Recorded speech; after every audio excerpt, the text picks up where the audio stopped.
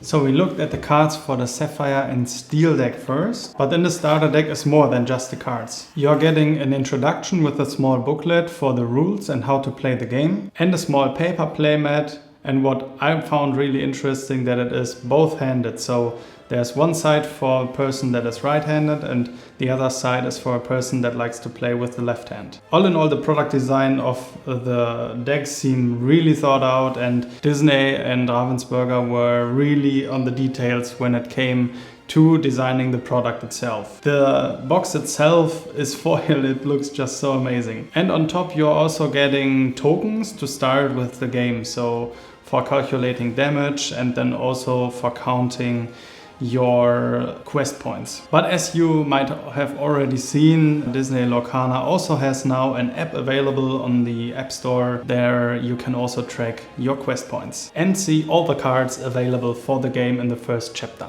Now let's come to my experience with the Sapphire and Steel deck. On the box itself it says that Sapphire is more of a foreseen playstyle and Steel is more on the durable side. So Sapphire really gives you tools to faster go through your deck and search for the tools you actually need to set up your board. As these cards are in German, I can't really tell you what the English names for the cards are, but especially Entwickle dein Gehirn, Schnell weg, and also kinda Durchwühlen from the Steel part of the deck gives you a faster way of putting out cards and getting to actually the cards you want to see in your hand. But then on the Sapphire side there are also cards like Scar and Aurora, who then weakens out your opponent's characters and you can actually challenge them easier. And what I found really nice is that Sapphire actually supports the game style of the Steel deck. With, for example, Mickey Mouse and Grammatala, you are able to put out faster inks that you need to play out your more expensive cards from the stealth side. And I have to say my favorite card from the Sapphire and Steel deck is by far Mufasa, one of my favorite characters from the movies, and I think this card just looks amazing, but also I think this card will look amazing in foil and I can't wait to search this card in the next month. Then on the Steel side you really have some very powerful tools that can, for an action, banish the characters of your opponent. And for example, Feuert die Kanonen. This card is 3 times in the deck that just does 2 damage to an opponent's character. Then you have Wuchtschlag 2 times, which even dealt 3 damage. And then, like, one of the best cards, it always really came very good when we played with it. Nehmt das Schwert. This card is just freaking amazing. It just blows up many characters from the opponent, and when you play it at the right time, then it's basically game. And then, as I said, like, the Steel part of the deck is really ink hungry and also rewarding in some kind of way, because you really have so many 2 quest cards like the Beast or the Simba cards that are generating 2 quests but also have bonus effects when they come on the board. But then also these cards cost 5 ink to play out, and you even have a more expensive card that costs you 8 inks to play out, and that's Maui, but he also generates 3 ink and is an 8/8 body, so really amazing card. But I didn't really get to win with it. I played it once, I think, in our games, and in that game I already have won, so this card was just the cherry on top of the cake, I think. But then it's also really interesting that the Steel part is also very aggressively, so with Prince Eric, for example, that can really push damage to the opponent's characters when he challenges with his 3 attack points, and then also Captain Hook with the same effect. Captain Hook even just costs you 1. And then also I think a really interesting card is Kristoff, that you can play just for 3 inks and have a 3/3 body, but also a character that generates you 2 quest points. Now let's look at the Amber and Amethyst deck.